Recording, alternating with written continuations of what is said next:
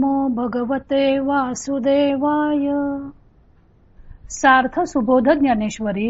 लेखन आणि वाचन सौ मनीषा भास्कर अभ्यंकर, महाराष्ट्र, मिरज 416410. अध्याय 4. कर्म ब्रह्मार्पण योग. ज्ञानदेवांची प्रस्तावना. गीतेचा महिमा भाग 2. ओव्या आहेत 3 ते 6. ज्ञानदेव गीतेची थोरवी गात आहेत. प्रत्यक्ष भगवंतांनी ती सांगितली असल्यामुळे व ती विवेकाची गोष्ट असल्यामुळे, अशी ती गीता ऐकायला मिळाली असल्यामुळे त्यांना आपले मोठे भाग्यच उदयाला आले असे वाटत आहे. कारण त्यांना त्यामुळे जीव ब्रह्मैक्य अनुभवास आले, संसारच मोक्षमय झाला. आता ते गीतेवर उत्प्रेक्षा करणार आहे, त्या पाहूया. जैसा पंचमाला पुसुगंधू की परिमळू आणि सुस्वादू, ते भला जाहला विनोदू कथेचा येई. ज्याप्रमाणे पंचम स्वर व सुवास किंवा सुवास व उत्तम रुची यांच्या गोड मिलाफाचा योग यावा, त्याप्रमाणे या कथेतील चर्चेचा योग मोठ्या बहारीचा जमला आहे. कैसी आगळिक दैवाची, जे गंगा वोळली अमृताची, हो का जप तपे श्रोतयांची फळा आली. काय दैवाचा जोर आहे पहा, कारण या जोरामुळे ही अमृताची गंगाच लाभली म्हणायची, किंवा श्रोत्यांची जपतपादी अनुष्ठाने या कथेच्या रूपाने फळास आली आहेत. आता इंद्रिय जाता आघावे, तीही श्रवणाचे घर रिघावे, मग संवाद सुख भोगावे गीताख्य आहे. आता एकूण एक इंद्रियांनी श्रवणेंद्रियांचा आश्रय करावा आणि मग गीता नावाच्या या संवादाचे सुख भोगावे. हा अतिसो अतिप्रसंगे सांडूनी कथाची ते लागे, जे कृष्णार्जुनू दोघे बोलत होते. हा अप्रासंगिक पाल्हाळ पुरेकर व कृष्ण व अर्जुन हे दोघे जे काही बोलत होते ती हकीकत सांग, असे श्रोते म्हणाले. ज्ञानदेव गीतेची महती सांगत आहेत. गीतारूपी ठेवा प्राप्त झाला म्हणून त्यांना आपल्याच सौभाग्याचा हेवा वाटत आहे.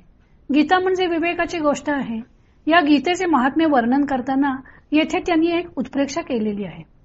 पंचम स्वराला सुवास प्राप्त झाला अथवा सुवास व गोडी जर एके ठिकाणी आली तर जशी बहार येईल ना, तशी परिस्थिती या गीतेमुळे झाली आहे असे त्यांना वाटत आहे.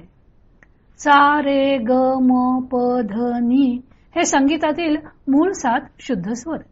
त्यातील रे ग ध नी हे स्वर कोमल व शुद्ध असे दोन्ही प्रकारचे आहेत. म हा शुद्ध व तीव्र असा 2 प्रकारचा आहे. पण सा आणि प हे 2 स्वर मात्र अविकारी आहेत, म्हणजे त्यांचा कोमल किंवा तीव्र असा विकार नाही. भारतात हे 7 स्वर क्रमशः मोर, गाय, बकरी, क्रौंच, कोकिळा, घोडा व हत्ती यांच्या स्वरापासून घेतले आहेत असं मानलेलं आहे. म्हणजे पंचम म्हणजे प हा स्वर हा कोकिळेचा स्वर आहे, अत्यंत मधुर आहे. स्वर हा श्रवणेंद्रियांचा विषय झाला, पण हाच कोकिळेचा स्वर जर सुगंधितही झाला, म्हणजे त्याच स्वराला जर सुगंधही प्राप्त झाला तर तो नासिकेचा सुद्धा विषय होईल. किंवा सुवासाला म्हणजे फुलाच्या सुगंधाला उत्तम गोडीही प्राप्त व्हावी, तसा हा जगजेठी श्रीकृष्ण व भक्तराज किरीटी अर्जुन यांचा हा गीतारूपी संवाद आहे. त्यामुळे आनंद दुणावत आहे. श्रीकृष्ण हे पंचम स्वरात बोलत आहेत व अर्जुन त्याचा सर्वेंद्रियांनी आस्वाद घेत आहे. त्यामुळे तो स्वर फक्त कानाचाच विषय न राहता तो सर्व इंद्रियांचा विषय झालेला आहे. म्हणून मनाला परम संतोष होत आहे. अशा संवादाचा लाभ होणं म्हणजे श्रोत्याचे महत् भाग्य आहे. या कृष्णार्जुनांच्या संवादाला ज्ञानदेवांनी अमृताची गंगा म्हटलेलं आहे. गंगा ही भारतातील पवित्र नदी.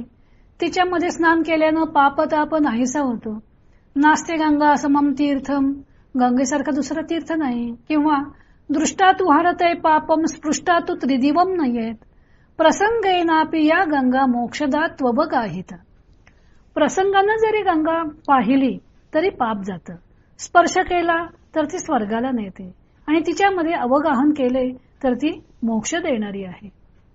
अशी आपली गंगेबद्दलची धारणा आहे. प्रत्येकाच्या घरात देवघरामध्ये देवांबरोबर गंगेला पण स्थान असतं. पण हा संवाद म्हणजे अमृतरूपी गंगा नदी आहे. लौकिक अमृत हे अमरत्व प्राप्त करून देते, पण ही अमृताची नदी अमृतत्व प्राप्त करून देणारी आहे. असा हा संवाद ऐकायला मिळण्यासाठी सुद्धा पूर्वजन्मांचे पुण्य पाहिजे.